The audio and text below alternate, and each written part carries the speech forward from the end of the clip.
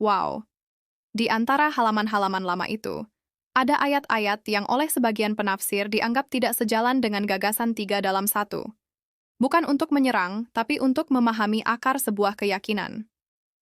1 Yohanes 17 ayat 3. Inilah hidup yang kekal itu, yaitu bahwa mereka mengenal Engkau, satu-satunya Allah yang benar, dan mengenal Yesus Kristus yang telah Engkau utus. Ayat ini sangat bertentangan dengan Trinitas dan anehnya miliaran manusia terhipnotis hingga mengenal 3 Allah yang berbeda tapi disetarakan. Berpikirlah sebelum terlambat. 2 Markus 13 ayat 32. Tetapi tentang hari atau saat itu tidak seorang pun yang tahu. Malaikat-malaikat di sorga tidak, dan anak pun tidak, hanya Bapa saja. 3 Yohanes 14 ayat 28. Aku pergi kepada Bapa-Ku, sebab Bapa lebih besar daripada aku. Ayat ini juga menentang Trinitas. Tapi mengapa jemaat tak mau bertanya dan hanya terima saja tanpa berpikir, di mana nalar dan akal berpijak? 4. Kisah Para Rasul 2 ayat 22.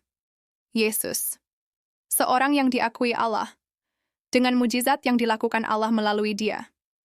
5. Ulangan 6 ayat 4.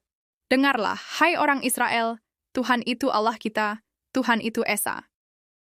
Saudaraku, mengapa ayat ini begitu jelas, tapi Anda memeluk doktrin produk Tertullianus? Ingat saudaraku, di akhir hidupnya Tertullianus beralih dan bergabung dengan Montanisme. Kalau tak percaya tanya pendetamu.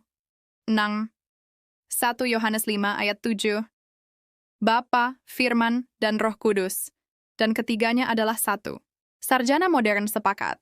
Bagian ini tidak ditemukan di naskah kuno. 3 tradisi besar Kristen, Katolik, Protestan, dan Ortodoks menafsirkan ayat-ayat ini secara berbeda.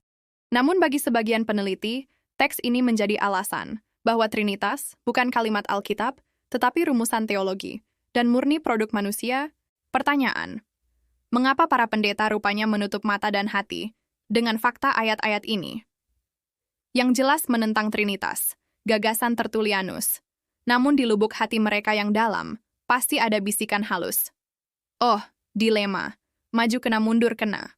Pada akhirnya, kebenaran membutuhkan kerendahan hati, dan pencarian membutuhkan hati yang jernih. Subscribe and share, semoga kita terlindung dari iman yang meragukan.